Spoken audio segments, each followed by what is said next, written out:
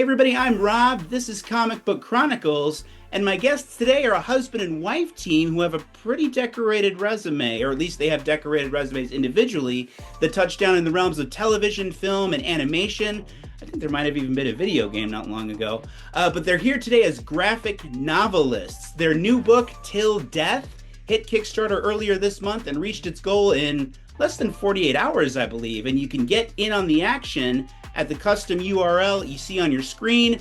Rachael Schaefer and Michael Schwartz are on the line. Welcome. Thank you. Thank you. Thanks, Rob. Oh, no, hey, Mike, you were one of the first people to let me bother them on video. I think you were like the third interview I ever did, so I'm always happy to talk to you. Well, I loved your reviews so much. That's why I wanted to talk to you. Your reviews are a highlight of my week. Oh, well, you're too kind, my friend. I'll try not to cry here. All right. Okay, but Till Death. Till Death. Give us the pitch. What is Till Death? What's it about? Want to do it, or you want me? Go for it. Okay, Till Death is the story of a woman who dies in the 60s. Yes. And she's living as a spirit. Well, not living. Sorry. She is existing as a spirit in the cemetery where she's buried, waiting for her husband to die. And many years pass, and he finally does die, but he's not buried next to her. He's buried across the country. Okay. And so she's just distraught and upset until this man falls out of the sky. What is he, a parachuter? What do you call him? What do you call those? Skydiver. There you go. It's been a long day. The skydiver falls out of the sky, and he suddenly has the ability to see spirits. And she makes a deal with him to take her bones across the country in search of him, her husband. And in the process ends up breaking some afterlife rules, and these Grim Reapers come after her. Vivian is our main character's name, the ghost? Yeah. And then her husband is Bruce, and then we've got our skydiver, what's his name? Mac. Okay, gotcha. Okay, so great pitch, great idea for a graphic novel. I mean, where does the original spark, the original idea for Till Death come from? I'm always fascinated about where the origins of ideas come from. And how did you know that it was a project you wanted to work on together? I mean, have you two worked together before? Yeah. Okay. There's like a couple parts. Well, okay. Yes, we have worked together before. When we both started writing, we started creating projects together. And then I got hired on stuff and he got hired on separate stuff. So we stopped working together for over a decade. Oh, wow. And we're on our own projects. Yeah. But the original spark was kind of two ideas. So the first was that my grandfather had died in 1994 and had my grandmother and him had bought the plots together.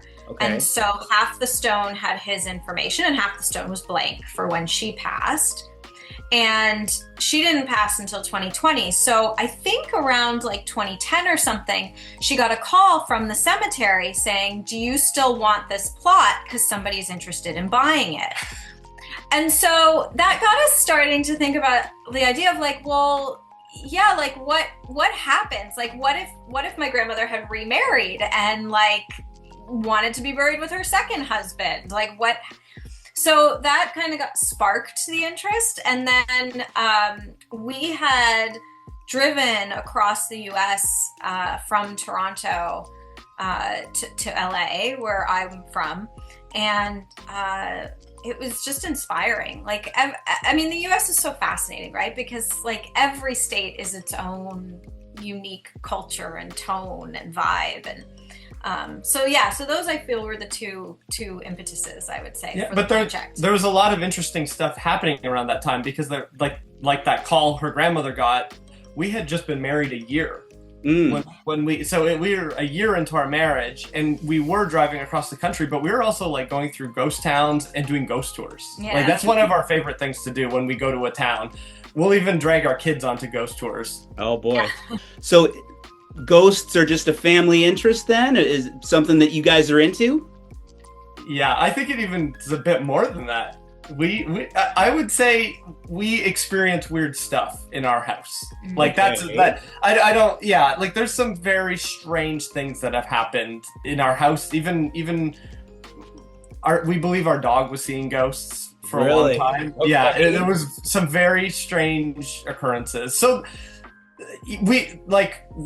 I really love horror movies, and the one genre or subgenre Rachel really likes are ghost horror movies. Anything with ghosts and hauntings, that's your favorite. So that's where we really connect in that genre. Okay. So how did you know then that after not having written together for so long that you wanted to come back for Till Death and to make it a comic or a graphic novel? Well, the timing was kind of right. Like I wasn't working on anything, and you weren't working on anything. Yeah. And we sort of just circled back to the idea because we had the idea in 15 years prior, and we just didn't do anything with it. And we were kind of came back. And, yeah, we would talk about it every year. Every year it was like we have to write this into something. And because we're in the film and TV world, you think, oh, maybe it'd be good for that. But I don't know if it was. It wasn't until Rachel was adapting a graphic novel series from France into an animated TV show for Netflix. And like she was constantly being asked to adapt graphic novels, and I was pursuing Armored. And it just, that timing, I think, more than anything, and us not having any other projects on the go was like, let's just do it. Yeah.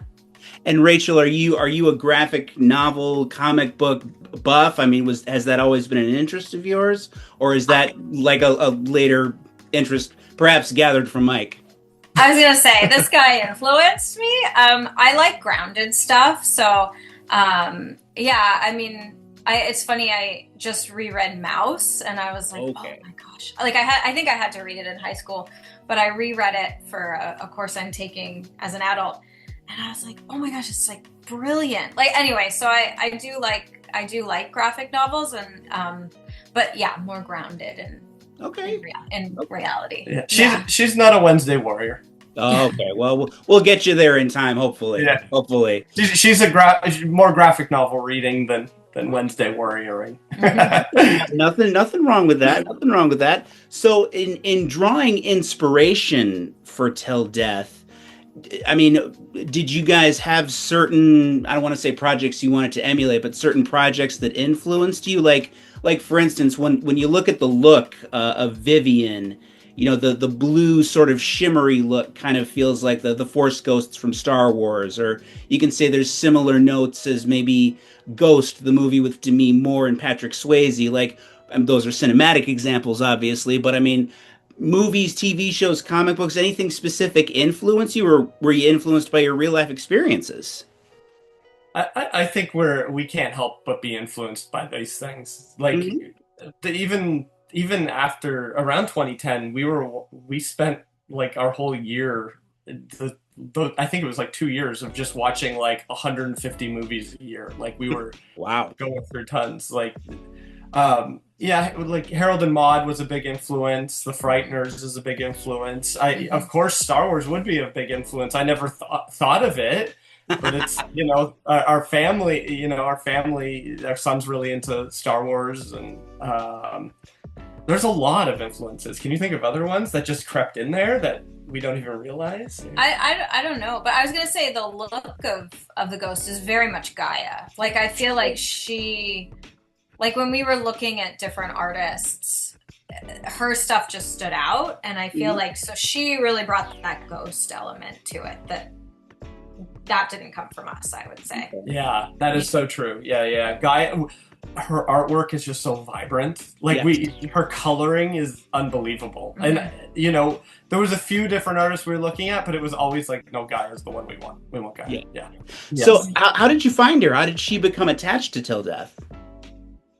That was through our editor, Chris Stevens, who's also the editor on Armored. Yeah, he passed along a few suggestions to us, and he had worked with Gaia's sister, and I'm drawing a blank on what her name is, but she was the illustrator on The Golem of Venice Beach, which is also a Clover Press graphic novel. Okay.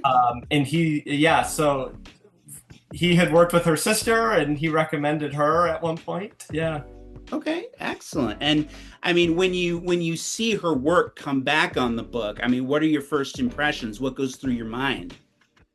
Oh, I was blown away. Like you know, it's you write stuff or we write stuff, and like I have an idea, Yeah.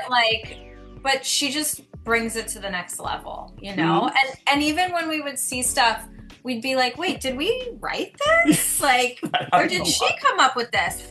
And it was like, I mean, mostly we had written it, but like she had just brought it to life in such a way that it was like, oh yeah, we didn't even, you know, like, I don't know. Yeah, it was a really cool experience.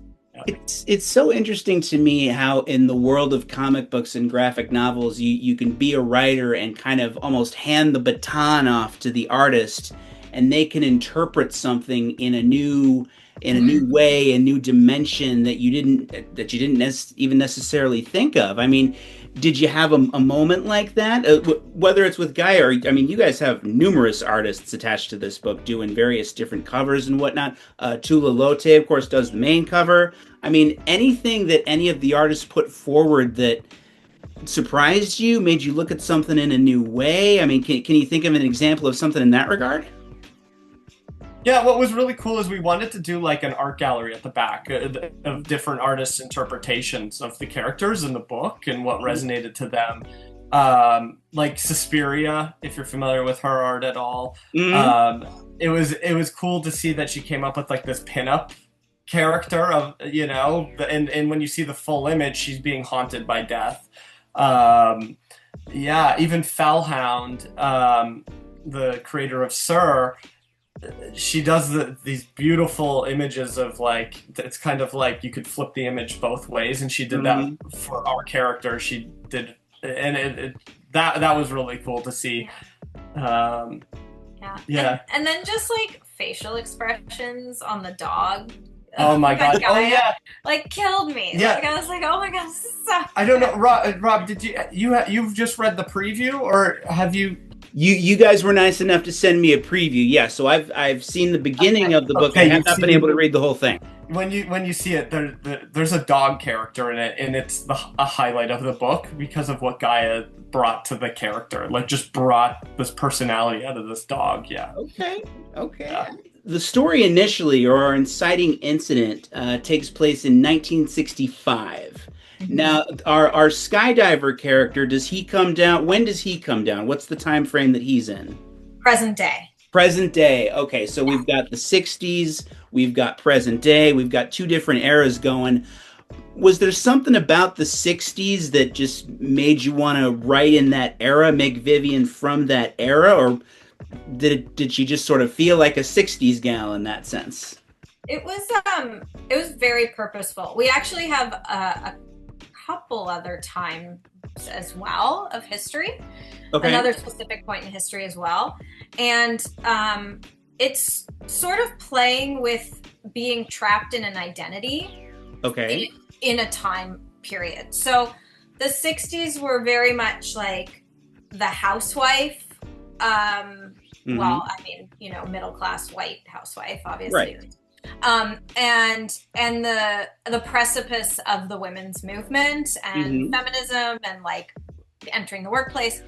And so this character is like very much trapped in an identity rooted in her time, which is where her journey, that's where she starts her journey, essentially. Right. Yeah. And I imagine meeting somebody from the present day, you know, given the role that she's kind of stuck in, creates a big contrast, whether, you know, I mean, even if it was another woman, but especially a man in this era. I mean, I imagine there's a lot of character dynamic there.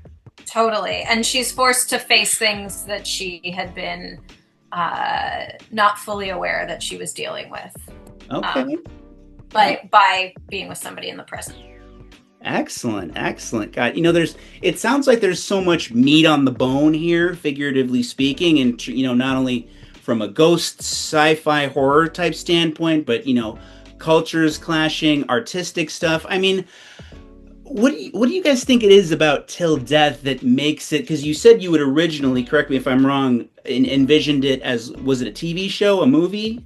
We contemplated a movie. We never went that far. Okay. Yeah, like that's the other thing. It is set in the United States, and we live in Canada, so it's like the reality of it becoming a movie here in Canada is not happening. So, Okay.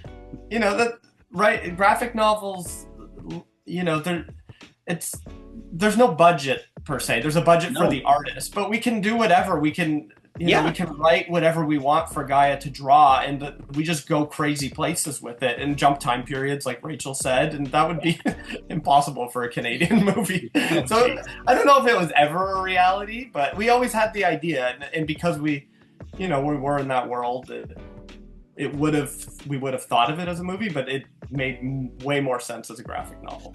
I was gonna say, because when you're in a graphic novel and a comic book, like you said, there is no budget. So in theory, you can go wherever you want, do whatever you want. I mean, I don't know anything about the Canadian film industry, but I imagine, you know, if you're producing something physical and tangible, you'd have those limitations there.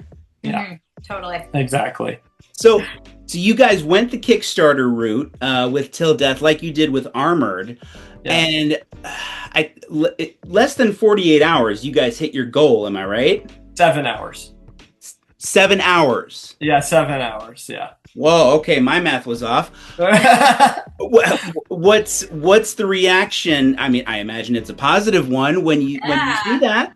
Yeah. Yeah, it's pretty exciting. Yeah. It's also nerve-wracking, though. I'm not gonna lie, Rob. So, like, we're very fortunate because Clover Press, they have the infrastructure in place to run the Kickstarters. They set it up, they design it, they do all of that. I don't know if we could handle it. It's already stressful having to be like the promotional support behind it, right? But and knowing it's our project, but they're amazing and they handle so much of that. Yeah. Till Death is available on Kickstarter now, available to be backed. $15 gets you a PDF, $30 gets you a hardcover, and the benefits expand from there. Michael Schwartz and Rachael Schaefer, ladies and gentlemen.